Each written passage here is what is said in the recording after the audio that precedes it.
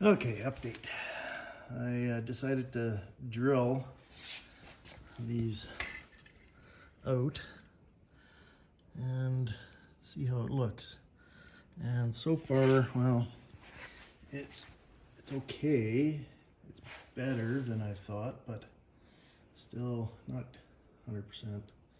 So I'll have to decide if I can live with it or not. I know it's gonna bother me every time I friggin' look at it. So I'm done for the day. I'll just, every time I come out in the garage, if it pisses me off every time, then I'll fix the thing.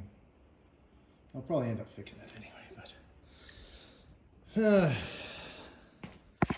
tired of messing with it right now, so that's where it's gonna sit for now.